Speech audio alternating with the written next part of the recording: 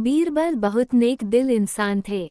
वह सदैव दान करते रहते थे और इतना ही नहीं, बादशाह से मिलने वाले इनाम को भी ज्यादातर गरीबों और दीन दुखियों में बांट देते थे।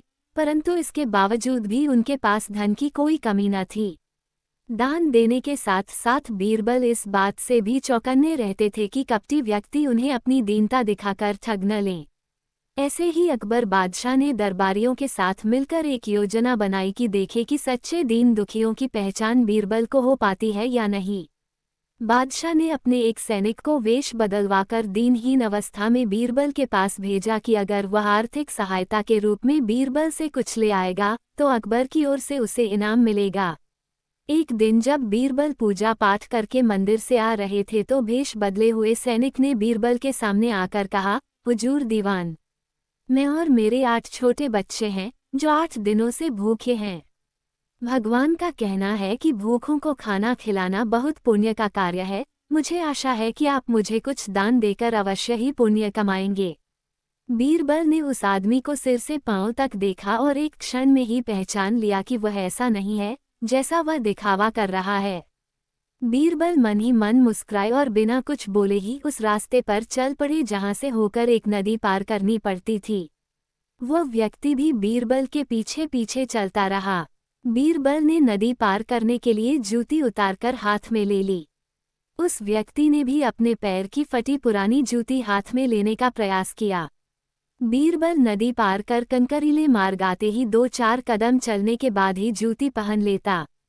बीरबल ये बात भी गौर कर चुके थे कि नदी पार करते समय उसका पैर धुलने के कारण वह व्यक्ति और भी साफ सुथरा, चिकना, मुलायम गोरी चमड़ी का दिखने लगा था, इसलिए वह मुलायम पैरों से कंकरीले मार्ग पर नहीं चल सकता था। दीवान जी, दीन टहीन की पुकार आपने सुनी नहीं? पीछे आ रहे व्यक्ति ने कहा।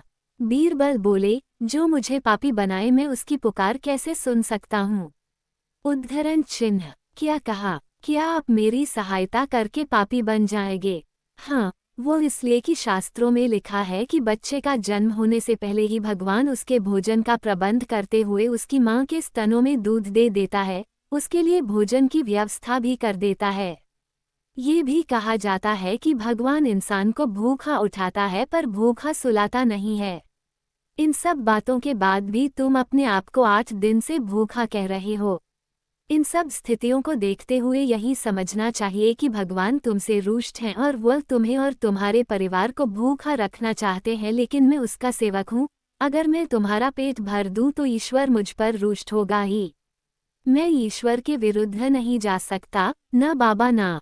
मैं तुम्हें भोजन नहीं करा सकता, क्योंकि यह सब कोई पापी ही कर सकता है।